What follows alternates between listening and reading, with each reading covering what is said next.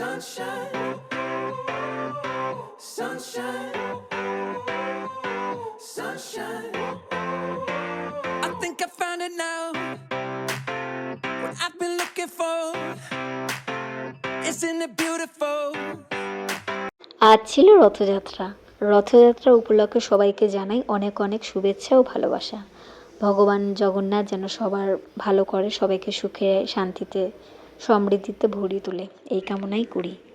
আর জানো তো, সকাল থেকেই ছিল বাড়িতে উৎসবের মেজাজ। আসলে আজকে আমরা ঠিক করেছিলাম যে ভগবানকে আজকে ভোগ নিবেদন করব।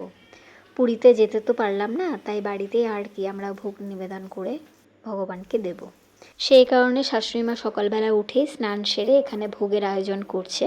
আর আমি এখানে সকালবেলা উঠে স্নান সেরে বাকিরা বাড়িতে যারা রয়েছে তাদের ব্রেকফাস্টের আয়োজন করছিলাম। এইবারে আমি পুজোর কোনো কাজই করতে পারবো না নিজের ব্যক্তিগত কিছু কারণে। তো সেই কারণে একটুখানি মনটা আমার খারাপ লাগছিল যে পুজোর কোনো কাজই করতে পারবো না। অবশ্য আমি সত্যি কথা বলতে রান্নাটা আমি কোনোবারই যতবার ভগবানকে কোনো কারণে ভোগ দেওয়া হয়েছে আমি কোনোবারই বান্না করি না। আমি সামনে আমার শাশুড়ি মাকে গুছিয়ে টুছিয়ে কেটে কুটে রেডি করে দিই, শাশুড়ি মাই রান্না করেন। ওই দায়িত্ব আমি কোনো দিনই করিনি। আমার ভীষণ ভয় লাগে যে আমি ঠিকঠাক আমার নিজের হাতে ভগবানকে উৎসর্গ করে খাবার পরিবেশন করতে পারবো কি না। তো সেই কারণে আমি সেই কাজটা মাই করে, আমি জাস্ট গুছিয়ে গাছিয়ে ঠাকুরের যা যা লাগে সেগুলো কেটে কুটে ধুয়ে ঠুয়ে সামনাসামনি রেডি করে দেওয়ার কাজটাই আমি করি। বাট এবার সেটাও করতে পারবো না দেখে একটু খারাপ লাগছিল।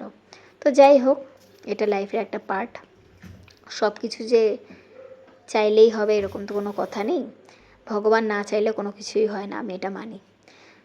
তো যাই হোক, মা ওখানে ভোগ নিবেদন করছিল ভগবানের জন্য, আর আমি এখানে আমার ঘরের যারা রয়েছে তাদের জন্য ব্রেকফাস্ট বানানোর কাজে লেগে পড়েছিলাম। আমি আমার জন্য বানিয়েছিলাম পোহা। আজকে ভীষণ চিড়ের পোলাও খেতে ইচ্ছা করছিল, তাই জন্য আমি আমার জন্য সেটা বানিয়েছিলাম। আর বাকিদের সবার ছিল হলো রুটি আর সবজি। কিন্তু আমার বর হঠাৎ করে বলে উঠলো যে আমি রুটি সবজি খাবো না, আমার জন্য ব্রেড টোস্ট বানিয়ে দাও। তো সেই কারণে আমি ওর জন্য ব্রেড টোস্ট রেডি করে ওকে আর কি দিলাম। আমাদের এই এক ফ্যামিলি, যেই রান্নাটা সবার জন্য করা হবে বাড়ির কোনো না কোনো মেম্বার সেই খাবারটা খাবে না। তো তার জন্য আবার আমার আলাদা করে বা আমার শাশুড়ি মায়ের আলাদা করে সেই রান্নাটা আবার করতে হয়।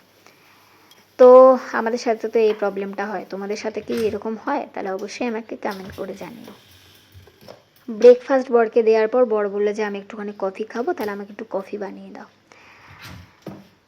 তো যথারীতি এবার তিনার জন্য এখন কফিও বানানো শুরু করে দিলাম। এই বাড়িতে ছুটির দিনে যদি ছেলেরা থাকে, ছেলেরা বা বাবারা বা ভাইরা যদি যাদের বাড়িতে থাকে, সেই বাড়ির মহিলারা জানে, কারোর বউ, কারোর মা, কারোর দিদি, এরা জানে যে বাড়িতে থাকলে ছেলে মানুষরা কতভাবে ওরকম খাবার খেতে তাদের ইচ্ছা করে। তো যথারীতি আমার টার্ন আজকে ওদের ছুটি, বাড়িতেই সবাই রয়েছে, তাই জন্য এখন খাওয়ার প্রস্তুতির পর্ব চলছে। কফিটা রেডি হয়ে গেছে, এবার যাই দিয়ে আসি। দিয়ে এসে একটুখানি বাইরের দিকে তাকালাম, দেখলাম খুব হাওয়া দিচ্ছিল, বৃষ্টি বৃষ্টি হতেও পারে। আর এদিকে শাশুড়ি মায়েরও কিছুটা আয়োজন হয়ে এসছে আর কিছুটা বাকি আছে। তো এখানে ভেন্ডি ভাজা, আলু ভাজা মা রেডি করে রাখছিল, ওইদিকে সোয়াবিন হয়তো করবে। আর এখানে আমি দেখে এসে কতটা কি প্রস্তুতি হলো সেটা দেখে এসে আমি এখানে ব্রেকফাস্ট করতে বসেছিলাম। সত্যি বলতে পোহাটা দারুণ হয়েছিল, পেঁয়াজ ছাড়া বানানো হয়েছে, কিন্তু একটুও মনে হচ্ছিল না যে আমি ভেজ পোলাও খাচ্ছি। খুব টেস্ট হয়েছিল। তো আরাম সহকারে আমিও শান্তিতে একটু খাচ্ছিলাম সবাইকে ব্রেকফাস্ট দিয়ে আসার পরে। এইদিকে আমার ব্রেকফাস্ট শেষ হতে না হতেই দেখলাম আয়ুষেরও ঘুম ভেঙে গেছে। তো আমাকে এসে বললো, মা আমার খিদে পেয়েছে, আমাকে খেতে দাও। তাই জন্য ওর এখন খাবারটা রেডি করা শুরু করলাম। ও সকালবেলা খায় মিল্ক আর সেরিল্যাক বা সেরিগ্রো, যখন যেটা থাকে সেটা দেই, আর সাথে দেই কলা, স্ম্যাশ করে দেয়া হয়। কিন্তু আজকে কলাটা নেই দেখে তাই জন্য আজকে আর দেওয়া হয়নি। আর খাবার শুরুতেই ওর নকরা শুরু হয় যে আমি খাবো না। খাওয়া দেখেছে, ব্যাস ওর নকরা শুরু। আসো খাবে আসো, আগে এটা খেয়ে নাও তারপরে পাপড় খাবে। চলো হ্যাঁ পাপড় দেবো, চলো আসো। আচ্ছা আগে এই খাবারটা চলো খেয়ে নেবে তারপরে আসো। বাবা খায়, চলো এসো এসো এসো। না এসো, তাড়াতাড়ি এসো তাড়াতাড়ি এসো, আসো।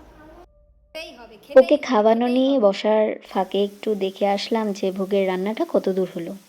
গিয়ে দেখি বেশ ভালোই এগিয়ে এসেছে সব কিছু। তারপর অনেক কষ্টে করে ওকে কোলে নিয়ে খাবার খাওয়াতে বসলাম। আর তোমরা তো জানোই আয়ুষকে খাওয়ানো মানে একটা আলাদা মিশন।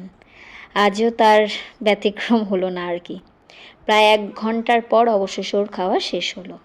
ওকে খাওয়ানোর পর বাইরে এসে দেখি আমাদের গোমাতা এসেছে বাড়িতে। এদেরকে কি বলে? তখন ঘরে যা ফল সবজি ছিল সেগুলো দিয়ে আমরা একটু খেতে দিলাম। দেখছিলাম খুব তৃপ্তিভাবেই খাচ্ছিল, মনে হয় খুব খিদে পেয়েছিল। তো যাই হোক, আজকের এই শুভ দিনে ওরা আমাদের বাড়িতে এসেছে, এতে আমাদের বাড়িটাও বেশ শুদ্ধ হয়ে গেল। আর শুদ্ধ করার মতন তারা জিনিসও করে গেছিলো। এই দেখো তোমরা, বাড়িটা পুরো শুদ্ধ করে দিল আজকের এই শুভ দিনে। তো ওরা এসেছিল বলে বেশ ভালোও লাগছিল যে হয়তো ভগবানই আমাদের পাঠিয়েছে ওদেরকে আমাদের বাড়িতে।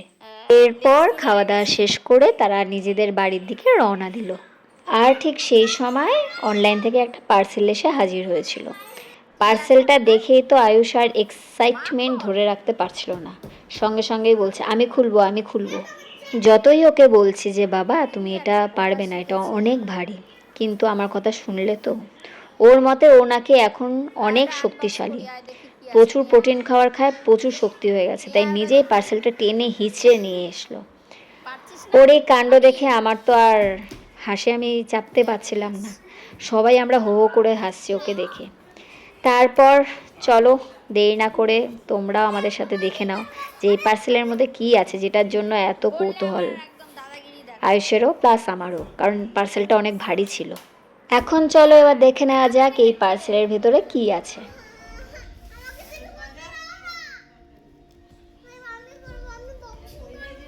আরে বাবা এটা প্রচন্ড ভারী। হয়ে গেছে, কাটা হয়ে গেছে। নে বার কর। নে বার কর, ওটা পারবি নাকি দেখ। এই যে হয়ে গেছে, খোলা হয়ে গেছে। তোল এটা রেখে দিই। ভারী আছে এটা। তোল, নে। কাটবি এটা, তোল। কাকাকে বল এটা তুলতে।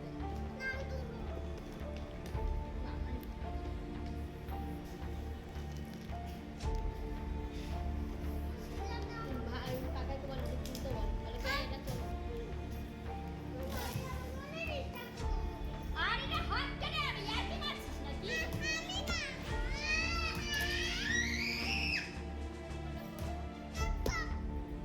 তোল এটা ওকে দিয়ে দিতে, তারপর কাটা কাটবে।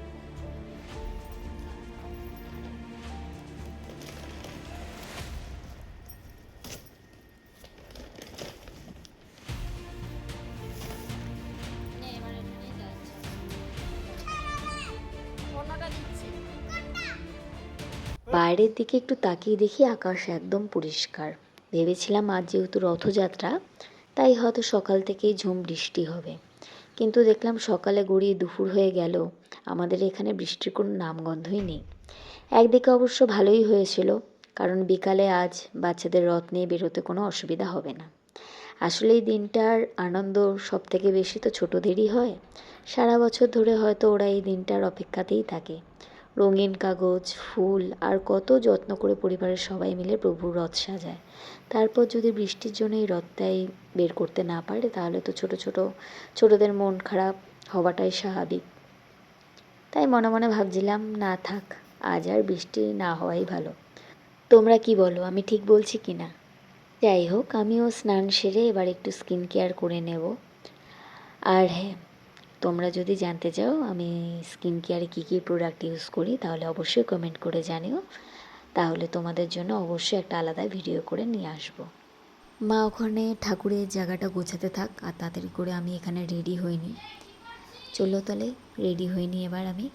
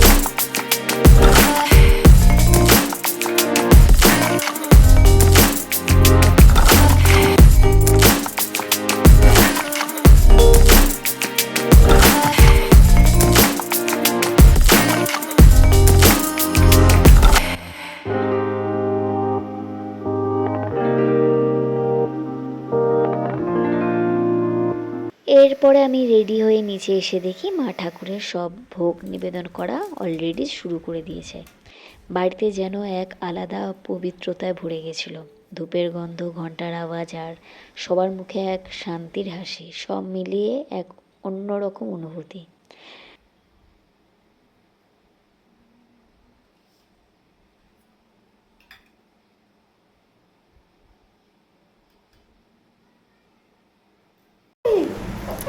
এলাই এটা কি রটা এনে ফেলে এই যে হ্যাঁ দাদা পড়তে বলবো সরো সরো পরে দেখবা। দাঁড়াও।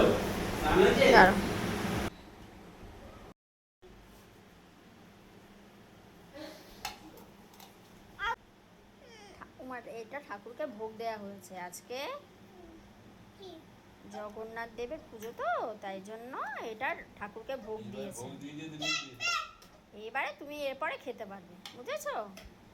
খাবো না ছাতা এই প্রসাদ নিবেদনের পর কিছুক্ষণ অপেক্ষা করে আমরা সবাই মিলে সেই প্রসাদ গ্রহণ করলাম। আগে সবাইকে খাবার পরিবেশন করে শেষে আমি আর আয়ুষ প্রসাদ নিতে বসলাম।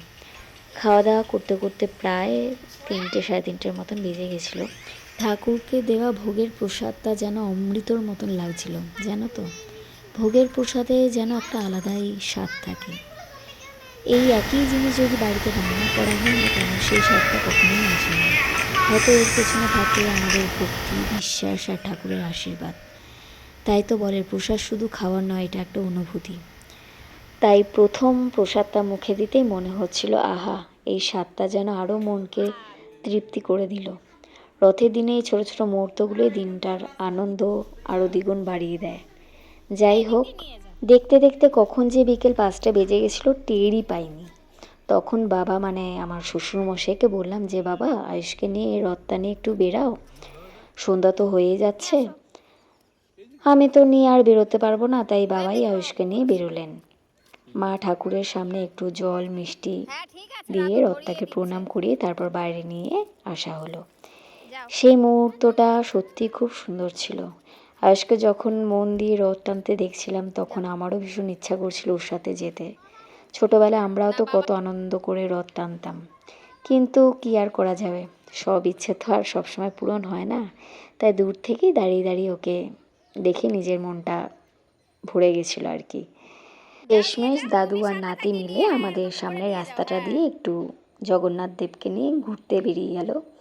আর আমি মনে মনে ভাবছিলাম, এইভাবেই তো ছোট ছোট মুহূর্তগুলো একদিন সবচেয়ে সুন্দর স্মৃতি হয়ে থেকে যায়, তাই না? রথের দিনটা হয়তো খুব বড় আমাদের আয়োজন করা হয়ে ওঠেনি, কিন্তু পরিবারের সবার সঙ্গে কাটানো এই ছোট ছোট আনন্দগুলোই দিনটার আসল তৃপ্তি দেয়। হবে না, যাও। যখন রথ নিয়ে বাড়ি ফিরল তখন প্রায় সন্ধে হয়ে গেছিল। দেখতে দেখতে একটা সুন্দর দিন কিভাবে কেটে গেল সত্যিই বুঝতেই পারলাম না। বাইরে তখন আস্তে আস্তে অন্ধকার নেমে এসেছে, আর বাড়ির চারপাশটা সেই সন্ধেবেলার শান্ত পরিবেশ। তাই আর দেরি না করে আয়ুষকে প্রথমে দুধ খাইয়ে দিলাম। এরপর বললাম, চলো বাবা, এবার একটু পড়তে বসা যাক। উৎসব অনুষ্ঠান থাকলেও পড়াশোনাটা তো করতেই হবে, তাই না? আর হ্যাঁ, তোমাদের একটা জিনিস তো দেখানোই হয়নি, কয়েকদিন আগে অনলাইনে আয়ুষের জন্য কিছু পেন্সিলের আবার মানে খাতা বইয়ের সেট জিনিসপত্র অর্ডার করেছিলাম।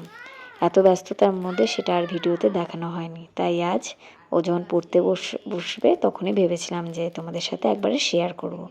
তাই তোমাদেরও দেখালাম। প্যাকেটটা খুলে জিনিসগুলো বের করতে আয়ুষের মুখে হাসিটা দেখবার মতন ছিল। ছোট ছোট জিনিস পেলেই বাচ্চারা কতটা খুশি হয়ে যায়, তাই না? ও তো এক এক করে সবগুলো হাতে নিয়ে দেখছিল আর বলছিল কোনটা কাল স্কুলে নিয়ে যাব। সত্যি বলতে ওকে এত খুশি দেখে আমারও খুব ভালো লাগছিল। মাঝে মাঝে মনে হয় বাচ্চাদের আনন্দগুলোই কতটাই সহজ আর সুন্দর। ওয়াও কি সুন্দর মা দেখো মা যখন আর এই দিকে রান্নাঘর থেকে তখন বেশ মজার একটা গন্ধ আসছিল। আজ বাড়িতেই ভেজ পিৎজা বানানো হয়েছিল। পিৎজা যদি না খেয়েছো তাহলে কিন্তু লিখতে হবে। আয়, ওই যে বাবা দিচ্ছে, পিৎজাটা খা, হাতে নে। মা কি তুই আজকে বলেছিস হাতে নে, নে পিজা নে। এই তো বলছিস পিজা খাবি নে। দাঁড়া বাটি দিচ্ছি দাঁড়া। খাও। ওয়াও কেমন টেস্টি। হ্যাঁ এবার 2 হাত নিয়ে ধরে খাও, তাহলে এটা পড়ে যাবে। খাও। কেমন পুরোটা খাও। টেস্টি মাখনের মতো। মাখনের মতন। আর সেটা বানিয়েছে আমার নমস্কার। বাড়ির শেফ মানে হর্ষের বাবা। দুজনে মিলে কি যে ব্যস্ত ছিল সেটা না দেখলে বিশ্বাসই করবে না। কাকাই মুড়ি আজ যেহেতু সবাই বাড়িতেই ছিল তাই টিফিনের দায়িত্ব ওর কাঁধেই পড়েছিল। আমি আর আয়ুষ মিলে এটা সেই এটা খায়। ভেজ আচ্ছা আর পিৎজাটা দিতে হবে না, খেলাম। আর দিতে আর হবে না। সত্যি বলছি এতটা টেস্ট হয়েছিল যে মনে হচ্ছিল যে না এটা ভেজ পিৎজা হতেই পারে না। চিজ, সবজি আর ভালোবাসার সব কিছু মিশ্রণে যেন একদম পারফেক্ট হয়ে গেছিল। এইভাবেই গল্প করতে করতে খাওয়া দাওয়া আর পড়াশোনা শেষ করে আমি চলে গেলাম এবার রান্না করতে, রাতের রান্নার সাথে। আমি এটাই না খাও তুমি খাও। ছোট্ট। দাঁড়া দাও দিয়ে আসবে। আমি তো আমি দুধ দেবো। মশা।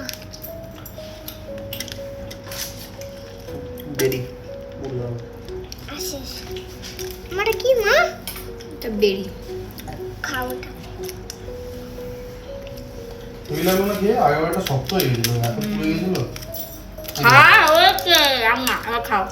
রান্না করে পুরো গন্ধ মমা করছে একদম। কত মনে হয় এই দাও খাও। না এটা ঝাল। এটা ঝাল নেই। খা আচ্ছা খা ওটাই খা, নাহলে কিন্তু পড়তে পারবে না আসলে। খাও বাবা কেটে বাবা। আজ রাতের মেনুতে ছিল লুচি আর সোয়াবিনের কোথায় তরকারি। শুবি তাহলে? তোর মা নেবে না? শুনতে না কেমন মজার লাগছে। বাড়ির সবাই এই কম্বিনেশনটা বেশ পছন্দ করে। রান্না করতে করতে মনে হচ্ছিল আজকের দিনটা সত্যি খুব সুন্দর কাটলো। খুব বড় কোনো প্ল্যান ছিল না, কোথাও ঘুরতে যাওয়াও হয়নি, তবুও পরিবারের সঙ্গে কাটানো সেই ছোটো ছোটো মুহূর্তগুলো যেন দিনটাকে বিশেষ করে তুলেছিল। রথের আনন্দ, ঠাকুরের প্রসাদ, আয়ুষের হাসি আর পরিবারের সঙ্গে কাটানো কিছু সাধারণ কিছু মূল্যবান মুহূর্ত সব মিলে আজকের দিনটা আমার কাছে স্মৃতি হয়ে থাকবে। এইভাবে শেষ হলো আমাদের আজকের রথযাত্রার দিন। আশা করি তোমাদের এই ভিডিওটা খুব ভালো লেগেছে। যদি ভালো লেগে থাকে তাহলে ভিডিওতে একটা লাইক দিতে একদম ভুলো না। আর এমনই আরও ডেইলি ব্লগ দেখতে চাইলে চ্যানেলটা অবশ্যই সাবস্ক্রাইব করো। আর নতুন ভিডিও নোটিফিকেশান সবার আগে দেখতে পেতে হলে বেল আইকনটা অবশ্যই প্রেস করে দিও। তাহলে দেখা হবে আবার নতুন কোনো ভিডিওতে, নতুন কোনো গল্প নিয়ে। ততদিন সবাই ভালো থেকো, সুস্থ থেকো আর নিজের পরিবারের সঙ্গে ছোটো ছোটো মুহূর্ত উপভোগ করতে ভুলো না একদম। বাই।